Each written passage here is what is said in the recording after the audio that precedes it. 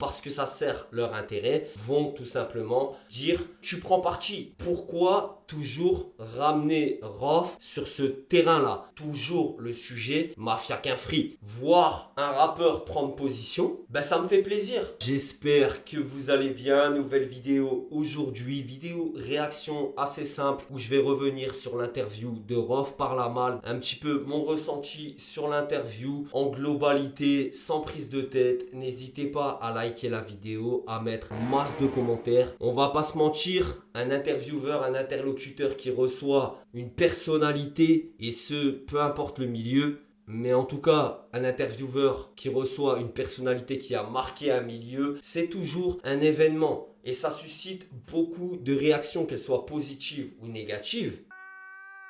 Et cette vidéo fait partie de ces réactions tout simplement. Et pour être honnête, si la malle aurait reçu un rappeur random, un rappeur qui m'intéresse moins, ou alors un rappeur qui suscite moins d'intérêt de la part des viewers et de ceux qui s'intéressent à l'actualité rap, j'aurais tout simplement pas fait de vidéo. Bah ouais les hypocrites, on vous voit parler de Rof, faire des vidéos sur Rof, comme sur d'autres artistes d'ailleurs, ça fait beaucoup plus cliquer. Tous les créateurs de contenu qui parlent de ces artistes ou du travail que d'autres personnes ont fait, tous ces créateurs de contenu, et moi le premier, on devrait remercier ces artistes. Parce que sans ces artistes, il n'y a pas de vidéo, il n'y a pas de contenu, il n'y a pas de vues, il n'y a que dalle. Et ceux qui se plaisent à critiquer Rof sur ses covers, sur ses sons, et des critiques que je vais qualifier simplistes, ben vous devriez envoyer un PayPal à Rof pour le remercier.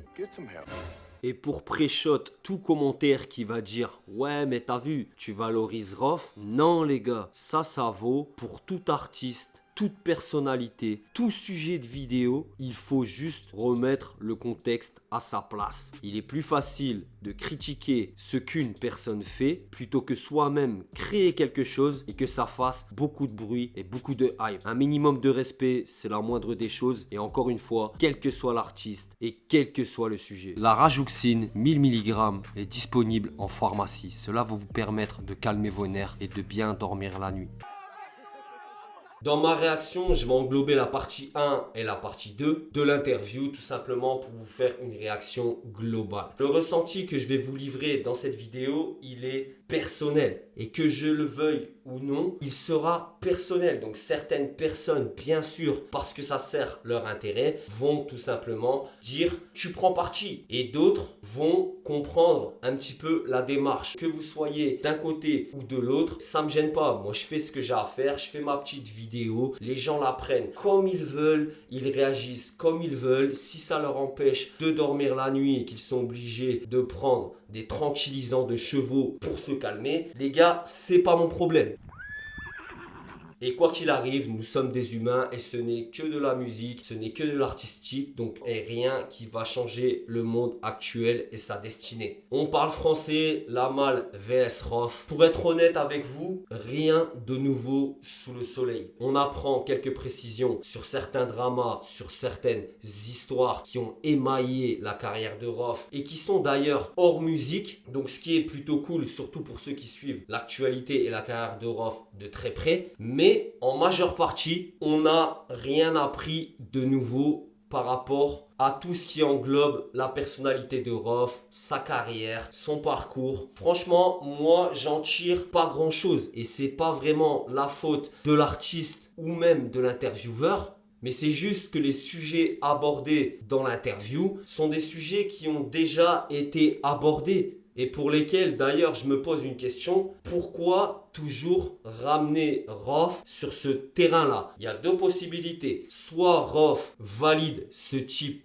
de sujet, ou alors l'intervieweur ne fait pas dans la nouveauté, ne fait pas dans la rap news, n'essaye pas de voir plus loin que le bout de son nez, aborde les sujets qui vont faire cliquer, les sujets qui vont faire réagir. Et tout le monde sait que le drama fait 10 fois, 100 fois, 1000 fois plus de vues que des sujets un petit peu plus nouveaux, un petit peu plus différenciés. Et d'ailleurs des sujets que le viewer n'attend pas forcément, mais qui vont pas forcément générer autant de réactions que ça. Alors c'est peut-être une stratégie, c'est peut-être voulu, c'est peut-être pas voulu, j'en sais rien du tout, mais en tout cas c'est mon ressenti. Pourquoi toujours parler à Rof de Benzema? Pourquoi toujours aborder le sujet Kamel l'Ancien? Pourquoi aborder toujours le sujet Mafia Quinfri? Ce sont des sujets polémiques, drama, vus et revus, qui en vrai n'apportent pas forcément de plus-value au contenu. Le fait d'aborder le sujet Benzema par exemple, pendant un certain nombre de minutes quand même assez importantes et d'en faire un sujet dominant dans l'interview, je vois pas l'intérêt. Est-ce que c'est réellement important? Est-ce que c'est vraiment ce que les gens veulent savoir?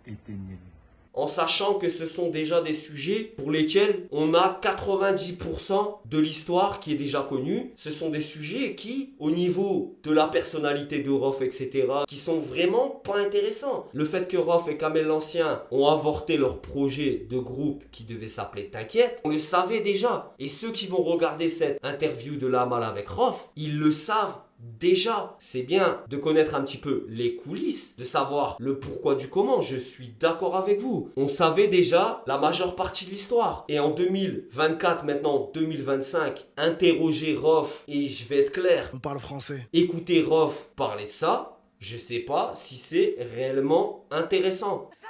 Et je sais pas si vraiment ça a une plus-value réelle. Que dans certaines parties de l'interview, d'autres sujets bien plus intéressants, à mon sens, ont été abordés. Et ces sujets-là ont été abordés même pas suite à des questions. Où Rof atterrit sur un sujet, délivre son avis, donne son opinion, donne des précisions. Et là, bizarrement, l'interview prend une autre direction, une autre tournure et devient quelque chose de bien plus intéressant. À un moment dans l'interview, Rof parle par exemple de son ressenti par rapport au wokisme, sujet ultra polémique qui n'est abordé dans l'industrie musicale par quasiment personne en France et surtout pas par des rappeurs, par peur d'être boycottés, d'être tricards, d'être stigmatisés. On va les accuser de tout et n'importe quoi. Rof donne sa vision du truc, du wokisme, en disant que pour lui c'était un signe que le monde partait complètement en cacahuète. Surtout, ceux qui critiquent cet état de fait, ce courant de pensée, sont souvent stigmatisés, ostracisés, mis de côté, démontés par les médias si vous voulez, en tout cas taxés de complotistes, de sombres personnes, et j'en passe. Vous allez me dire, ouais, mais c'est pas un sujet rap. Effectivement, vous avez raison que c'est pas un sujet rap. Connaître son ressenti par rapport à ça, voir un rappeur prendre position, ben ça me fait plaisir. Dans une société totalement neutre, un rap qui est transformé en musique urbaine, où on a le mélange des genres constamment, les gens, encore une fois, vont éviter de prendre parti et vont surtout pas parler de ce type de sujet pour ne pas froisser leur public, les médias. Et donc ça prouve que certaines questions auraient pu être posées à Rof par rapport à son ressenti sur certaines choses, puisque lui, sans même qu'on lui demande, il nous donne son ressenti. Je me dis, pourquoi des sujets dont on connaît 90, pourquoi ces sujets-là prennent autant de place? Le sujet Booba est revenu quand même pas mal de fois dans l'interview, et je me pose la question, pourquoi? Est-ce que c'est intéressant? Rof, sur les réseaux, quand il clash Booba réagit, on fait des caisses pour effectuer une réponse. Ça devrait suffire pour se dire l'objectif est touché. Point barre, j'ai envie de dire. C'est quelque chose de contre-productif. Dans les commentaires, vous pouvez regarder sous l'interview, beaucoup disent dans l'interview, le sujet Booba a pris beaucoup de place. Et il y en a même qui disent que vu qu'il parle de Booba, l'interview fait plus de vues. Le sujet Booba a été abordé dans l'interview à plusieurs reprises. Est-ce que c'était vraiment utile? Ça amène encore l'opposition entre les deux, entre Rof et Booba. Ça amène également Rof sur un terrain qui n'est pas si intéressant que ça. De toute façon, on est dans une époque et une société où les gens sont des suiveurs et des deux côtés, les avis ne vont pas changer. Ceux qui sont pro-Booba resteront pro-Booba quoi qu'il se passe. place et ceux qui sont pro-Rof resteront pro-Rof quoi qu'il se passe. Chacun a ses raisons, chacun a ses intérêts, chacun a ses préférences. Voit midi devant sa porte. Moi, je suis pas le facteur. Je vais pas aller toquer chez tous les gens pour dire t'as tort, t'as raison. Je ne suis pas une personne, je pense que vous vous en êtes rendu compte, qui va faire du contenu pour satisfaire les gens. Je dis ce que j'ai à dire et malheureusement, à part poursuivre le statu quo, ça sert strictement à rien. Maintenant, peut-être que Rof avait envie d'en parler, mais maintenant, est-ce que c'est réellement intéressant d'en parler? Et surtout que dans l'interview, Rof a livré des informations très intéressantes, très importantes. Sur la fin, pendant les 20 dernières minutes qui sont consacrées au concert qui va avoir lieu à Bercy, Rof donne des précisions qui par contre sont très intéressantes. Donc, ouais, un petit peu déçu qu'il n'y a pas de nouveaux sujets qui soient creusés. Il n'y a pas vraiment de nouveauté dans l'interview, il n'y a pas vraiment de nouveauté. C'est un point négatif. Je doute pas que certains vont kiffer justement que Rof se livre sur Benzema, parle de la mafia Quinfri, parle de Kamel Ancien, parle de choses qui les intéressent. Est-ce que c'est vraiment intéressant? Je ne sais pas. Et pour faire plaisir aux haters en commentaire, ben là, je vais parler des deux oppositions, Booba et Rof. Ma théorie, c'est que lorsqu'on reçoit des gens comme ça, des personnes qui ont impacté le milieu du rap, et encore une fois, ça serait vrai pour des personnes qui auraient impacté un autre milieu, c'est dur de leur faire une réelle confrontation, de réellement les titiller, de réellement essayer d'aller dans les zones sombres. C'est compliqué. Et que ce soit Booba ou Rof, les deux interviews qu'ils ont fait récemment, donc Rof chez La Malle et Booba chez CKO, on peut pas dire que les intervieweurs, que ceux qui les ont reçus, ont essayé de les mettre à mal, de leur apporter la contradiction. J'ai déjà fait une vidéo sur l'interview CKO et j'avais eu le même bilan, le même ressenti, le même retour. On a affaire à des intervieweurs qui posent des questions qui semblent déjà prévues à l'avance. On l'a vu avec CKO, Balou et Iconic et on le voit avec La Malle. Certes, c'est dommage, mais je vais vous poser une question et il faut y répondre en commentaire. C'est pas un petit peu logique en recevant une personnalité de ce calibre? Est-ce que c'est possible de réellement poser les questions qu'on souhaite poser? Et est-ce que ces médias et ces intervieweurs sont en mode je vais poser des questions librement, peu importe les retombées et peu importe la finalité du bail? Ou alors contrairement, est-ce que ces personnes se disent pas il faut que j'assure parce que derrière ça peut faire du mal à mon média? Et façon de parler, Rof claque des doigts, il peut éteindre le média de La Malle, et Booba claque des doigts, il peut éteindre le média CKO. La puissance de frappe et les personnes qui suivent ces artistes-là, ils sont quand même nombreux. Et le but de ces médias-là, c'est de rameuter du monde. D'ailleurs, j'ai une petite comparaison à mon niveau. J'ai eu des commentaires en cette fin d'année qui sont venus sous mes vidéos me dire « Mais stratégiquement, ce que tu fais, c'est pas bon. » En donnant ton avis sur l'interview CKO, ben les ratpis, ils vont pas venir sur ta chaîne et ils vont se désabonner de ta chaîne.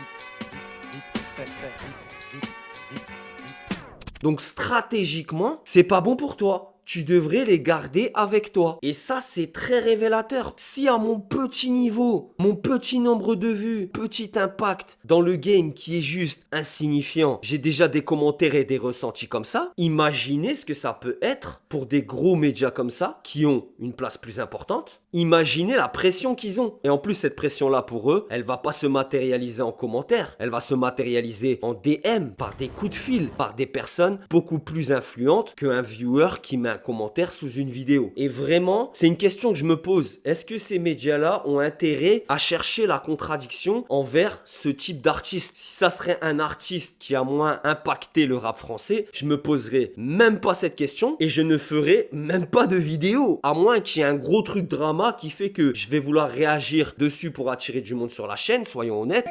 Donc ça, c'est un petit peu pour le contenu, je vais dire manquant. pourquoi Rof n'accepte pas d'aller chez certains médias pour pouvoir développer justement certaines idées et certains propos. Dans cette interview par exemple, on lui pose pas ces questions. Et lorsque Fitna est sorti, Rof avait dit lui-même que We Hustle l'avait contacté pour le recevoir et que lui avait décliné, même si il l'avait remercié pour l'invitation. Et We Hustle, c'est un intervieweur, c'est un média, c'est du contenu qui justement, au cours d'une discussion, arrive à amener l'invité sur un terrain que même l'invité n'avait pas idée d'aborder. Est-ce que justement, Rof, dans le ressenti du public, des haters, de ceux qui lui font un bashing, etc., ça serait pas mieux pour lui d'aller dans ce type de média-là, puisque là, ça lui permettrait de développer les idées et peut-être de parler de sujets autres que de sujets qui le maintiennent, entre guillemets, dans le passé, au niveau des dramas. Est-ce que ça serait pas une bonne chose? Le fait que la mafia Quinfri ne se parle plus, entre Rimka et Kerry, c'est chaud, entre Kerry et Rof, ça se parle plus, entre Rimka et Rof, ça se parle plus. C'est des histoires de groupe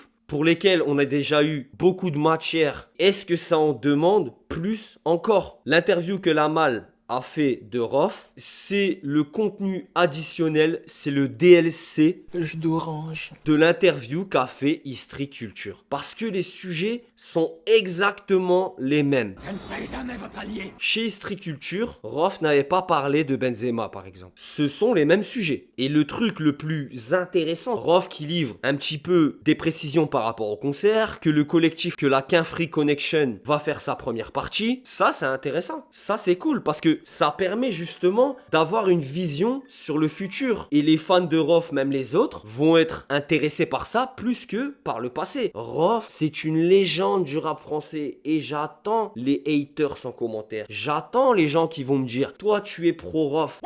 Je vous invite à regarder mes vidéos et ma chaîne et vous allez voir que sur certaines vidéos, je prends parti entre guillemets pour Booba au détriment de Rof. Et à ce moment-là, on me disait tu es pro Booba mec. Donc les gars, un peu de continuité dans vos idées. Et mon but à moi, c'est vraiment pas de prendre parti. Maintenant, si c'est pris comme ça dans les esprits un peu simplistes, c'est soit les gens n'ont pas compris ce que j'ai dit ou ne veulent pas comprendre, ou alors c'est possible aussi. Moi, je m'exprime mal sur le moment et j'ai mal développé mon idée. Si c'est ça, bah c'est humain. Me mettre devant une caméra, etc., c'est pas mon taf. C'est pas forcément toujours facile, mais on essaye de faire ce qu'on peut et j'espère que la plupart vont respecter un petit peu la démarche, puisque moi, le but c'est pas de cracher gratuit sur les gens. Si l'interview de Lamal envers Rof ne dit rien de particulier, je vais pas vous inventer des choses et je vais pas vous dire ouais mais en fait moi j'ai kiffé, voilà il a parlé de Benzema, l'agent de Benzema à l'époque contactait Rof lorsque Benzema avait 15 ans, tout ça, je m'en fiche un peu sincèrement. Lorsqu'il parle de sujets sérieux, c'est quelqu'un qui prend pas les trucs à la légère. Et justement, lorsqu'il aborde ces sujets, c'est là que l'interview devient intéressante. Quand il nous parle de sa vision du rap actuel, des rappeurs actuels, son ressenti par rapport à la société, son regard sur la jeunesse, sur le peuple, sur l'évolution du monde, l'inversion des valeurs. Peu de gens abordent ces sujets, il est juste dans sa vision. Citez-moi un rappeur qui va sur ce terrain, sur un terrain très piégeux. Franchement, il y avait vraiment d'autres questions à poser à Rof. Maintenant, je suis pas dans les petits papiers, je suis pas dans les coulisses. Est-ce que c'est une volonté de l'artiste d'aborder ces sujets-là? Est-ce que c'est Lamal? Ça, c'est une question peut-être qu'on pourrait poser à Lamal. D'ailleurs, big up à lui, hein. Moi, j'ai rien contre Lamal, j'ai rien personnellement contre personne envers qui je parle ou je fais des vidéos. C'est juste que j'essaie d'analyser. Le but, c'est pas de vous faire un simple récapitulatif. Il y en a des millions sur Internet sur ces sujets-là et ça fait beaucoup plus de vues que mes vidéos. Faire ça, en vrai, ça m'intéresse pas. Dites-moi tout en commentaire. Encore une fois, en commentaire. Ceux qui diront que je suis pro-Rof, peut-être même là pour le coup, anti-Rof. Prenez soin de vous, prenez soin de vos proches parce que c'est toujours le plus important les gars. Ciao!